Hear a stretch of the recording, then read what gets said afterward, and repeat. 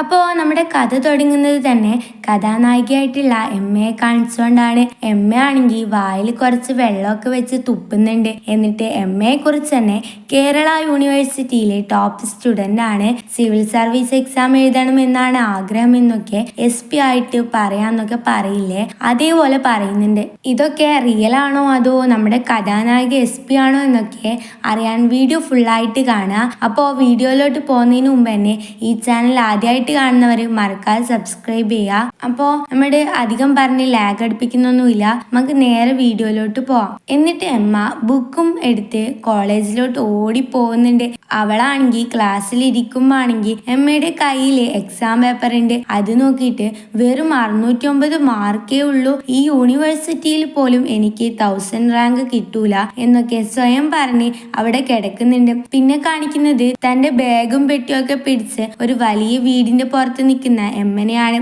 അവിടെയുള്ള ഒരു വാർഡൻ എമ്മനോട് അകത്തേക്ക് കയറൂ മാഡം എന്ന് അത്രയും താഴ്മയോടെ പറയുമ്പോണെങ്കിൽ നമ്മുടെ അമ്മ ബാഗൊക്കെ എടുത്ത് അകത്ത് കയറാണ് ചെയ്യുന്നത്. അപ്പൊ വാർഡൻ കുറച്ച് മുന്നോട്ട് നടക്കുന്നുണ്ട്. എല്ലാം കണ്ട് അത്ഭുതപ്പെട്ട എമ്മയും അയാളുടെ പുറകെ പോവാണ് ചെയ്യുന്നത്. പെട്ടെന്ന് ആ വാർഡൻ ആണെങ്കിൽ എമ്മയോട് ഒന്ന് വെയിച്ചാക്കണേ എന്ന് പറഞ്ഞ് പോന്നുണ്ട്. അപ്പോ നിങ്ങൾക്ക് ആർക്കും എന്താ നടക്കുന്നതെന്ന് മനസ്സിലാവുന്നുണ്ടാവില്ലല്ലോ. എന്താന്ന് വെച്ചാ നമ്മുടെ എമ്മ എറണാകുളത്തെ ആ വലിയ വീട്ടിലെ കുട്ടിയാണ്. അപ്പോ ബാക്കി എന്താ ആവാന്ന് നോക്കിയാലോ. അങ്ങനെ നമ്മുടെ എമ്മ ഓരോന്ന് നോക്കി നിൽക്കുമ്പോഴാണ് ഒരു പെണ്ണ്, കണ്ടാൽ നമ്മുടെ എമ്മയുടെ അത്രയും ഉണ്ടാവും. അവള് വേഗത്തിൽ മുഖമൊക്കെ ചുളിച്ച് വരുന്നുണ്ട്. അവളുടെ പുറകെ ഒരു സ്ത്രീയും 2 ചെക്കന്മാരും ഉണ്ട്. അവരെല്ലാരും ക്രിസ്റ്റി അവിടെ നിൽക്കുക എന്ന് പറഞ്ഞ് ആ പെണ്ണിന്റെ പുറകെ പോകുന്നുണ്ട്. അപ്പോ ആ പെണ്ണാണ് ക്രിസ്റ്റി വാതിൽ തുറക്കുമ്പോ പുറകെ നിന്ന് ആ സ്ത്രീ ക്രിസ്റ്റിന്റെ കൈ പിടിച്ച് അവിടെ നിൽക്കെന്ന്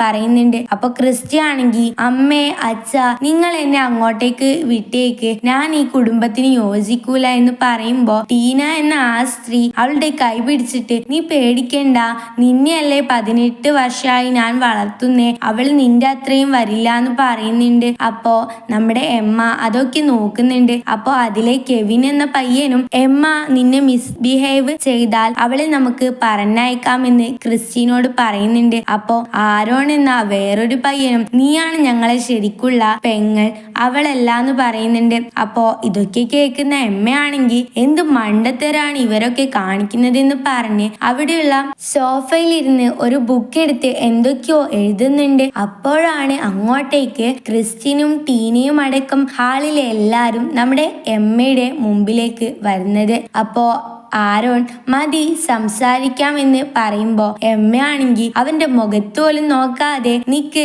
ഞാൻ എഴുതുന്നത് കണ്ടിട്ട് നിനക്ക് മനസ്സിലായില്ലേ എന്ന് തിരിച്ചു ചോദിക്കുന്നുണ്ട്. അപ്പോ കെവിൻ അഭിനയിക്കണ്ട, നിന്റെ കളി കണ്ട നീയാണ് ടോപ്പ് എന്ന് പറഞ്ഞ് ആ ബുക്ക് എടുക്കാൻ പോകുമ്പോ എമ്മ പേന കൊണ്ട് കെവിന്റെ കൈ കടിച്ചിട്ട് തൊട്ടു പോവരുതെന്ന് പറയുന്നുണ്ട്. എന്നിട്ട് എമ്മയാണെങ്കിൽ ബുക്കൊക്കെ അടച്ചു പിടിച്ച് എഴുന്നേക്കുമ്പോ ടീനയാണെങ്കിൽ ലിവിംഗ് റൂമിൽ ഇരുന്ന് പഠിക്കരുത്, ഈ ടാബിളിന് പൊക്കം കുറവാ, പഠിക്കാൻ ബുദ്ധിമുട്ടായിരിക്കും, എല്ലാരും നിന്നെ വെയിച്ചാക്കുന്നുണ്ട്, വേഗം പോവാന്ന് പറയുമ്പോ എമ്മ ബുക്ക് ബാഗിൽ വെക്കുന്നുണ്ട്. അപ്പോ ക്രിസ്റ്റീന്റെ എക്സ്പ്രഷൻ കാണുമ്പോ തന്നെ നമ്മുടെ എമ്മ വന്നതുപോലും അവക്ക് ഇഷ്ടമല്ലാത്ത പോലെയാണ് അവളുടെ എക്സ്പ്രഷൻ ഒക്കെ. അപ്പോ നമ്മുടെ എമ്മയാണെങ്കിൽ എനിക്കിവിടെ വേറെ റൂമൊന്നും ഇല്ലാന്ന് പറയുമ്പോ ആരോൺ വാർഡനെ നോക്കി ഇത്ര നേരായിട്ട് റൂം പോലും ഇവക്ക് കൊടുത്തില്ലേന്ന് പറയുമ്പോ വാർഡൻ സോറി എന്ന് പറയുന്നുണ്ട്. അപ്പോ ക്രിസ്റ്റി ടീനന്റെ കയ്യിൽ പിടിച്ച് സോറി മമ്മി, ഇതെല്ലാം എന്റെ തെറ്റാണെന്ന് പറയുമ്പോ നമ്മുടെ ഹീറോ ഓസ്കാർ കൊടുക്കേണ്ട അഭിനയാണ് എന്ന് മനസ്സിൽ പറയുന്നുണ്ട്.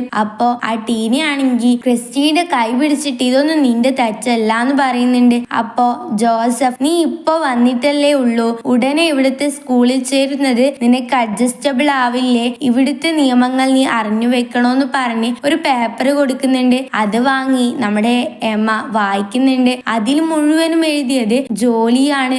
അത് വായിച്ചിട്ട് നമ്മുടെ എമ്മയാണെങ്കിൽ ഞാൻ സാൻ കുടുംബത്തിലേക്ക് വന്നത് എക്സാമിന് പ്രിപ്പയർ ചെയ്യാനാ, ജോലിക്കല്ല, നിങ്ങൾക്ക് എന്നെ ആവശ്യമില്ലേ, ഞാൻ പൊക്കോളാന്ന് പറഞ്ഞ് ബാഗ് ഇടുന്നുണ്ട്. അപ്പോ ജോസഫ് ആണെങ്കിൽ ഇത് ഡേവിഡിന്റെ തെറ്റാണെന്ന് പറഞ്ഞ് വാർഡന്റെ മുഖത്തേക്ക് പേപ്പർ ചുരുട്ടി എറിയാണ് ചെയ്യുന്നത്. അപ്പോ എം എ ആണെങ്കിൽ അപ്പോളജി ആയിട്ട് ഒരു ഗിഫ്റ്റ് തരാമോ എന്ന് ചോദിക്കുമ്പോ ജോസഫ് അതെന്താണെന്ന് ചോദിക്കുന്നുണ്ട്.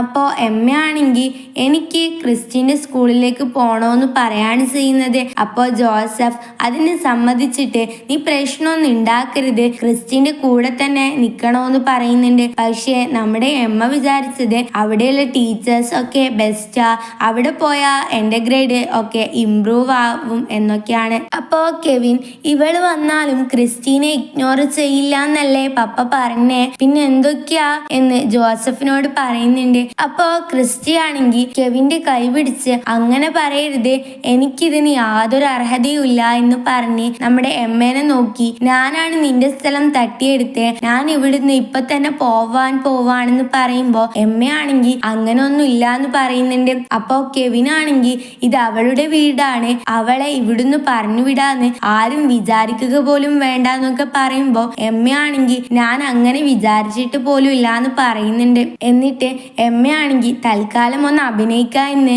അവള് മനസ്സിൽ പറയുന്നുണ്ട്. അപ്പൊ ക്രിസ്റ്റി കെവിന്റെ കൈ പിടിച്ച് ഇത് എന്റെ വീടല്ലാന്ന് പറയുമ്പോ നമ്മുടെ എമ്മ അവള് പഠിച്ച ന്യൂട്ടന്റെ തേർഡ് ലോ ഫോർമുല പതിയെ പറയുന്നുണ്ട്. അപ്പോ ആരോൺ നീ എന്നും ഞങ്ങളുടെ പെങ്ങളായിരിക്കും, നീ വിഷമിക്കേണ്ടെന്ന് പറയുമ്പോ നമ്മുടെ എമ്മ ആണെങ്കിൽ speed is equal to distance by time എന്ന വേറെ ഇക്വേഷൻ പറയുന്നുണ്ട്.